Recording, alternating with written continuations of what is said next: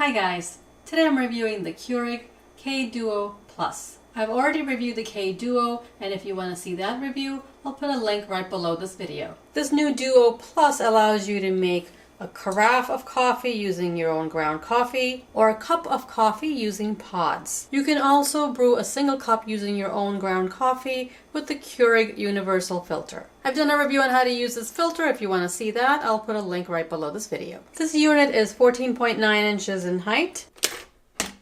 If you lift the handle, the height is 17.5 inches. So you do have to pull it out from underneath your cabinets. 7.6 inches wide and 15.9 inches deep if the water reservoir is in the back. If the water reservoir is on the side like this, it'll be 11.7 inches deep, and the width will be 8.2 inches. The water reservoir can be placed on the right, left, or back of the brewer. I'll show you how to do that in a minute. The brewer is 11 pounds and the carafe is just under 2 pounds. The cord length is 39 inches. The unit comes with a quick start guide. The thermal carafe is stainless steel and holds 12 cups. It'll keep coffee warm for 2 hours. Standard coffee makers are 5 ounces for each cup. The water reservoir holds 60 ounces. It's removable.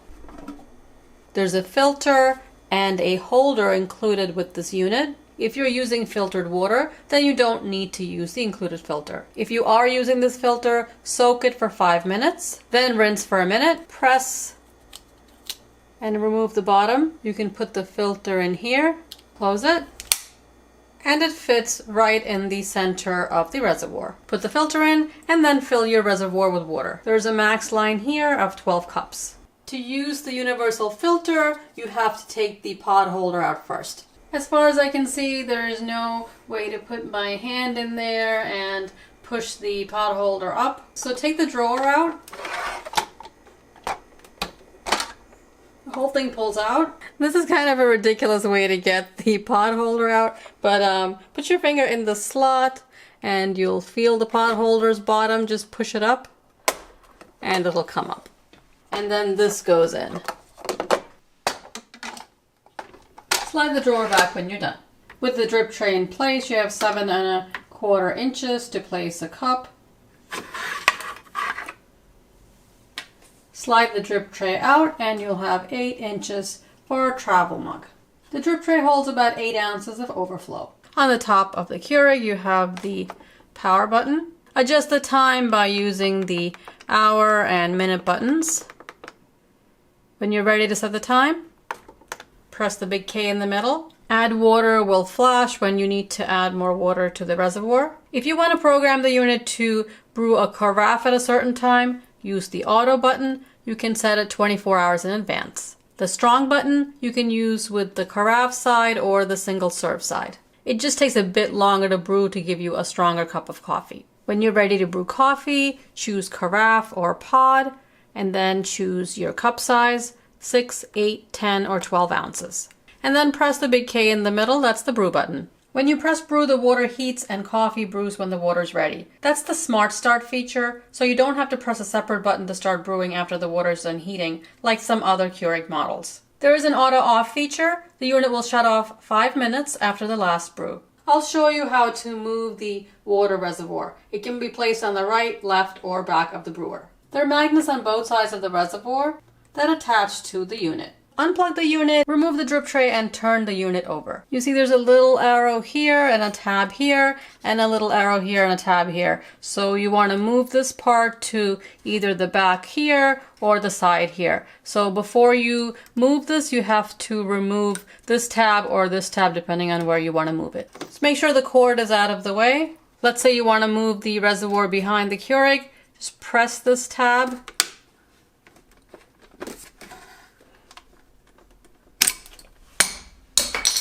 And pull up. It will just snap off sometimes. It's a little difficult to pull up. There's a button and an arrow here. Push the button and just slide this forward. It'll lift up and you can just swing it around.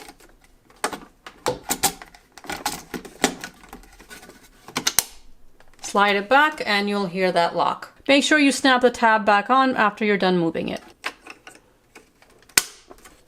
Although it's annoying to do, you only have to do it once because you're not going to be moving the reservoir all the time. It is a nice option to have because if you don't have much counter space, you can save a couple of inches by putting this in the back instead of the side. When you turn over the unit and leave it on your counter, put the cord in the slot here.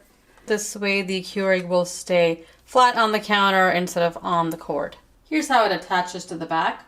When you first get the unit, wash all the parts in warm soapy water, rinse it and dry it. Before you brew coffee, you have to run a cycle of water through the carafe side and the single serve side.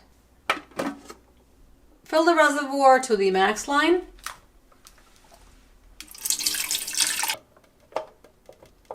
We'll do the single serve side first. Put a cup on the drip tray. It should hold at least 12 ounces. Don't put any pods in here, it should be empty. Power on. Choose pod, 8 ounces, and the big K to brew. The first time you heat, it takes about 4 minutes. The indicator light pulses when the water's heating, and when the water's ready, it'll be solid.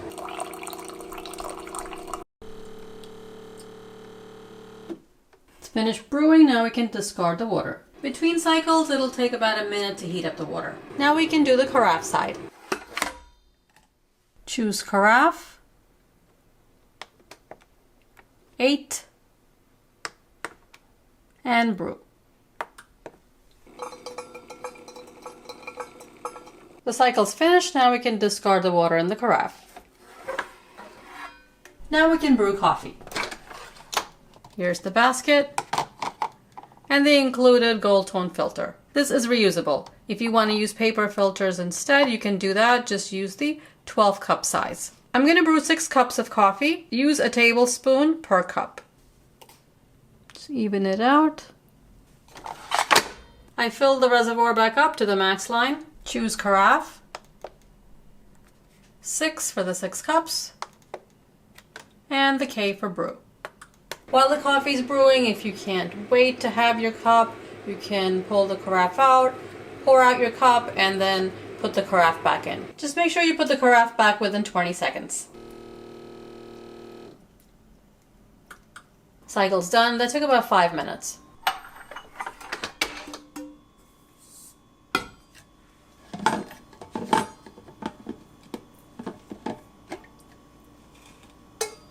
Steaming hot, almost 180 degrees.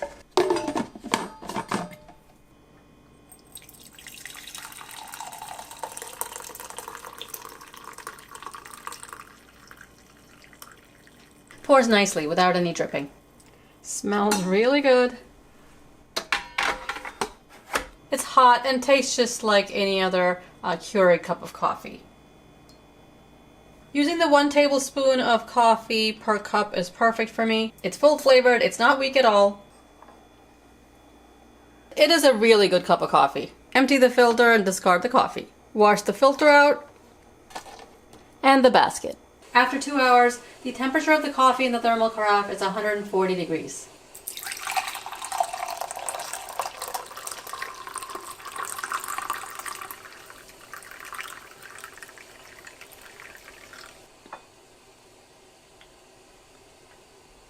The coffee still tastes good and it's hot. Of course, it's not extremely hot like it was 2 hours ago, but it's still at a drinkable temperature. If you want to try out this K Duo Plus, I've put a link right below this video. Next, I'll brew a single cup of coffee.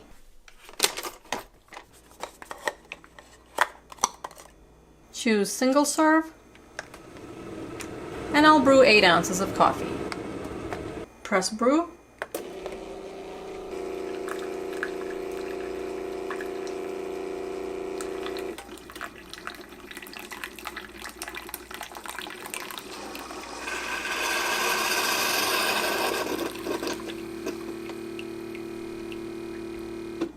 It took just 45 seconds. The temperature is just about the same as the carafe. My cup is cold, it was sitting in my cabinet. The carafe, I had brewed hot water in it before, so the carafe was already hot. So there's going to be a little bit of variation in the temperature. The coffee tastes the same just like other Keurig models.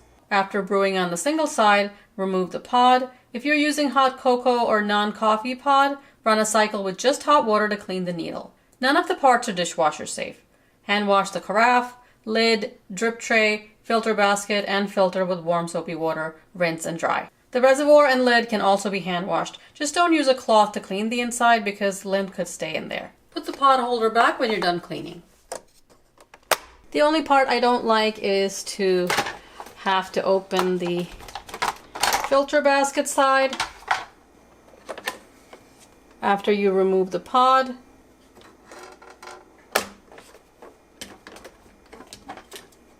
To get the holder out. Besides that little annoyance, it seems like a good unit. It's pretty slim while brewing a carafe and a single cup. If you want to try out this K-Duo Plus, I've put a link right below this video. I hope you found this review helpful. If it was, give it a thumbs up. If you want to be notified when I upload a new video, click on the bell icon and select all. Subscribe and I'll see you next time. Thanks for watching.